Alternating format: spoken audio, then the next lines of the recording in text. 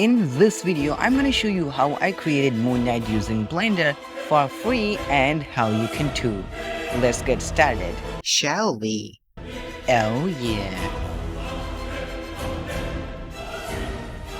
Ever since I saw Moon Knight, I was obsessed with how cool it looked that I wanted to recreate it by myself. So for the transformation effect, I had to rig my 3D model in order to pose or animate it, but I failed pretty badly at that. It looks horrible. Yes, very sad. Anyway. In this video, we're gonna create an still version of Moon Knight, but it's looking pretty good, I think. So the very first step of creating any project is To turn the computer? what? It's not. I mean, yes, it is, but it's not. So what I was saying is the very first step of creating any project is the idea or the concept. In our case, we are creating Moon Knight, so we have to collect as many references of Moon Knight as we can. Speaking of references, I use this very awesome software called PureRef, where you can put as many images as you want in an infinite canvas. To infinity and beyond. And the best part is that it's totally free, and every artist should be using it. Now that we have collected all the references we need, we are going to create a base mesh for Moon Knight. So to create our base mesh, we are going to use Make Human, which is also a free software for creating humans. We can specify the age of the character.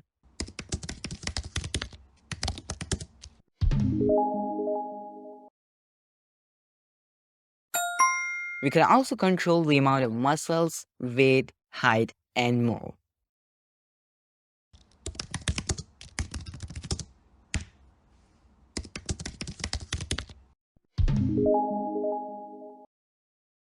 Now that's better. Now let's go to the Pose/Animate tab and choose the default rig so that we can control our character like a puppet. Now that we've created the base mesh for our character, we're gonna open up Blender and... Hey Steven, did you just delete the default cube? Not a chance. So now when we have opened up Blender, we're gonna open up the preferences, go to install, navigate to the folder where we put the Make Human executable, then go to the add-ons for Blender 2.8 folder, and here we have to install the Make Human plugin for Blender. Now enable that add-on, then in the Make Human, go to the Community tab, then in Socket, enable Accept Connections if not enabled. Now in Blender, we can go to the Make Human tab by pressing N and click Import Human to import our base mesh. And bada bing bada boom, we have our character imported in Blender. Now that we have the base mesh imported in Blender, we can begin creating Moon Knight. Now let's select this rig, then press this plus button to add an IK rig. Now we can select this hand IK bone and move it to control the hand. I'm gonna change the viewport display of the bones to octahedral because I like it better.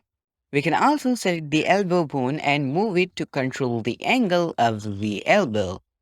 Now let's pose this character using the rig as best as we can, because after we have made the bandages, we will not be able to change the pose. For the fingers, we can also add the fingers IK bone. Press R, then X twice to rotate it on the local axis instead of the global. Now we can easily bend the fingers. Now this is what it looks like after I've posed the character. Then I also added this weird cloth sort of thing tied to his vest. It's not looking good, but we'll replace it later. Then I also made this base mesh more muscular because he was looking so slim. I should have made him more muscular in Make Human in the first place. It's my bad. So after making him more muscular, this is what it looks like. So the last thing you have to do now is to just add the details. So that's it. Yep, that's all there is to it. So does that mean it's the end of the tutorial? No, it's not. I was just kidding. If you look at his suit, you'll notice that he has some metal sort of armor. We can easily create that using a plane and a mirror modifier so that we don't have to make the other side. Then moving the vertices around and extruding them, making sure that it fits his body. We can add a solidify modifier to give it some thickness and a subdivision surface modifier to add more subdivisions and making it smoother. We can add edge loops closer to each other to make the edges sharper. So here's what it looks like after I'm finished making the metal armor. Now there are some parts that don't fit the other side of the body, but we can easily fix that later by applying the mirror modifier and moving the parts around manually by going into edit mode. The crescent darts were very easy to make. I just modeled them using a circle and a few modifiers, like the mirror modifier and subdivision surface modifier. Ah! Who's that pigeon? I'm not a pigeon. Tell the viewers they need to subscribe or I'll find them and I'll... Okay. So if you folks love your lives, then you better subscribe because you know what this stupid pigeon can do. Now the next and the most time-consuming part is to make the bandages. Now there are a lot of ways to pull this off, but I'm going to show you the way that I found out and that worked for me. So if you find a better way to do this, then please let me know and the viewers down in the comment section below. So the first method is by using curves. We can add a pass curve, scale it down, increase the extrusion so that it's not just a line, and also increase depth so that it has some thickness and roundness. Now we can move the vertices around and wrap it around its body. You notice that our bandage keeps getting rotated when we move the vertices around. To fix that, we can change the tilt of the curve from the item tab by pressing N. We can also change the radius for the scale of the curve. The shortcut for that is Alt S. Now we just have to do this only about 1000 times for all the bandages. Moon Knight, why do you have so many bandages? Man, that's a lot of pain. No pain, no gain. Yeah, I know that. But who are you? Now there are some parts that are very complex to make using the curve method, like the bandages on his face. For those parts, we can create that using a mesh and a few modifiers. But before making the bandages, I'm going to make the face look like a mask. Then on top of that, we are going to create the bandages. So what I'm doing right now is I'm deleting the openings like the mouth, ears, and the nostrils. Then I'm closing them by pressing Ctrl F and then choosing Grid Fill. Now it's looking terrifying. Next, I smoothed out the face using the smooth brush or by simply holding the Shift key while selecting any brush. Make sure that the strength of the smooth brush is low, otherwise it'll ruin your 3D model. Now to make the bandages, we can add a plane, make it smaller, go to edit mode, then in the snapping, set the mode to face and make sure that project onto self and project individual elements are checked. Now if we move the plane while holding Ctrl, it'll snap itself onto the faces of the mesh. Now we can create the bandages by extruding and moving the vertices around. We can also enable in front in the viewport visibility to make it appear in front of all the objects. You may need to turn it on and off sometimes. Now for the modifiers, the first modifier in the stack is the subdivision surface modifier set to level 1 to give it more subdivisions. Then there's the shrink wrap modifier with the target set to our base mesh object so that the bandages stick to the surface of the face. In a nutshell, this is how the shrink wrap modifier works. Then a solidify modifier to give some thickness, then at last but not least, again a subdivision surface modifier. Now we can create the bandages by extruding and moving them, and remember to use the snapping mode set to face so that when we move the vertices around, they stick to the faces of the mesh.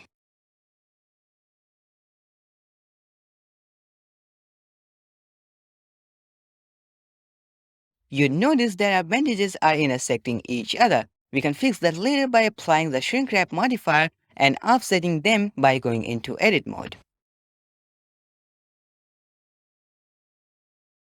For the bandages on his hand, it would be very hard to make every single one of them. So what I did is I used a plane with a subdivision surface modifier, then a shrink wrap modifier, a solidify modifier for thickness, then again a subdivision surface modifier. For the smaller bandages, I created a normal map by myself and used that to fix the details. Then I duplicated it to create the others as well.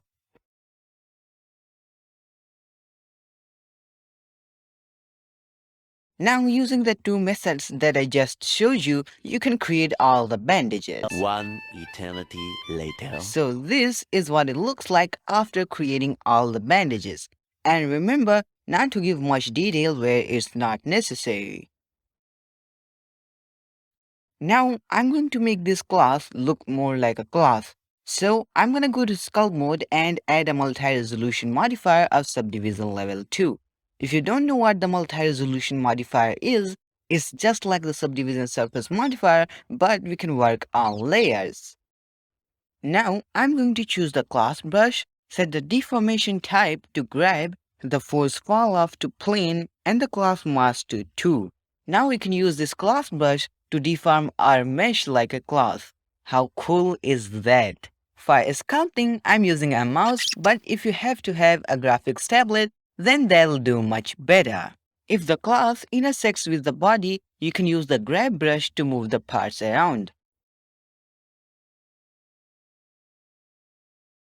Now, for this hanging cloth, we are going to do some cloth simulations. I used a simple plane, then I added a shape key of the top edge scaling down, so it creates nice wrinkles when it scales down. Now I'm going to subdivide the plane so it has more subdivisions to work with. Then I'm going to select this top edge and assign it to a new vertex group for pinning the cloth.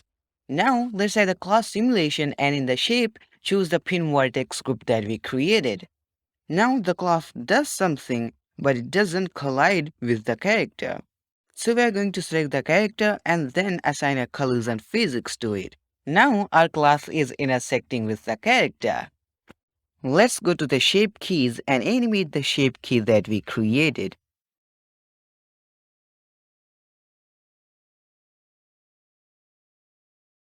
We can also increase collision quality, enable self-collisions, and decrease down the distance by a lot so that it doesn't collide with itself. Also, I'm going to decrease down the weight of the cloth. Now it's just a matter of trial and error and playing with the different values. It'll take some time to get it right. We can also add some force fields that influence the cloth like wind. I'm going to increase the strength and the flow. Now it's looking pretty good, I think. We can now remove the shape key to apply the cloth modifier. Now we can go to sculpt mode or edit mode and tweak the mesh as we wish. We can also add a subdivision surface modifier to make it more detailed and a solidify modifier before that to give it some thickness. Now what I'm doing is I'm making these legs look more like cloth by sculpting them. I'm again using a multi-resolution modifier for more detail. The main brushes that I'm using are the draw, grab, and the inflate brush. Now it's looking much better. Then for these threads on his legs, I added a curve with a shrink wrap modifier so that it sticks to the legs, then a geometry nodes modifier with this setup to give it some thickness. I also added the bandages on his legs using the mesh method. Then for the boots, I modeled them using a plane, then I sculpted the details using a multi-resolution modifier. Now it's time to make the cape, cloak, or whatever the heck it's called. For that, we'll add a plane and make it a low poly cape. Then I'm going to add some loop cuts and try to make them squares.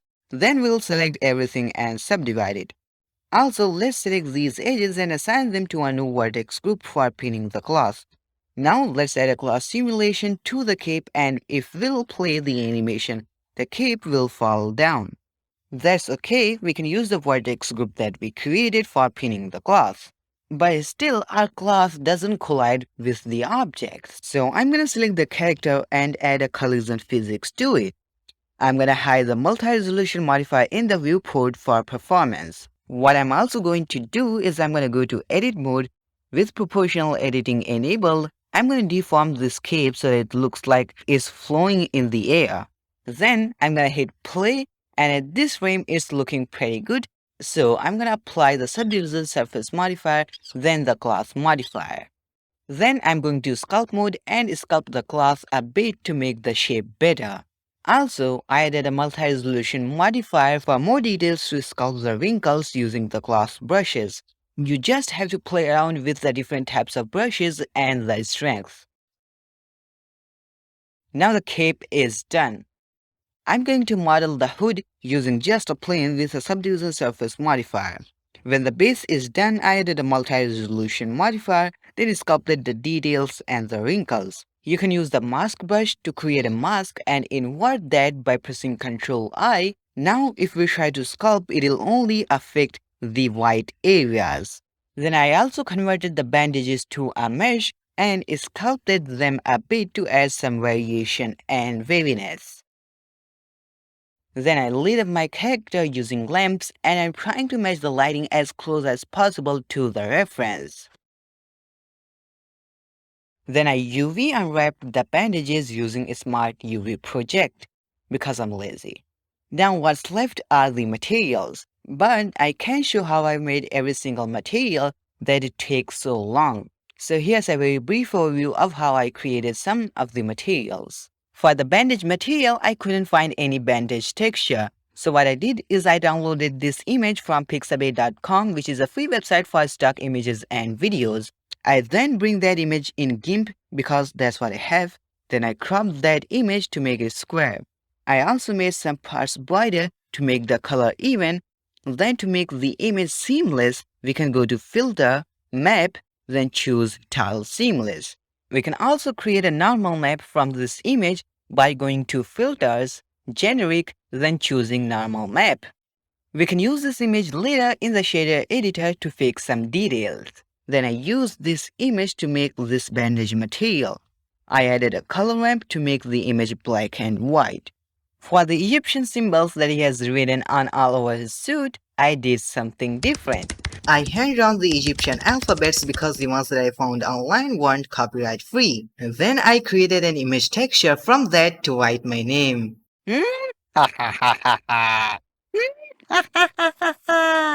If that's how Egyptian language works, and I don't think so it does. I also created multiple variations from that image. Like on his cape, you can see a lot of lines going through. What I did is I used that image as a mask to mix two different colors. If you want the textures that I created and also the finished project files of Moon Knight, you can get it from my Gumroad. By doing so, you're not just getting the project files, but you are also supporting the work that I do. Your support is much appreciated, and by that, I was able to hire Oscar Isaac for this video. And by that, someday I can also get a studio. I also made a moon for the background, and for the fog, it's just a cube with a principal volume BSDF, with the density being driven by a noise texture. Now, ladies and gentlemen, the moment that you all have been waiting for has come. I present to you the final animation. Day and night, in my mind. Day and night, in my mind. So that's it for this video, guys. I hope you enjoyed this video. If you did, please give it a thumbs up so that I can reach this video out to Marvel Studios, and make sure that you hit that subscribe button and the bell down below for more awesome videos and tutorials just like this. If you like this video, you'll like this one as well. I'll be back.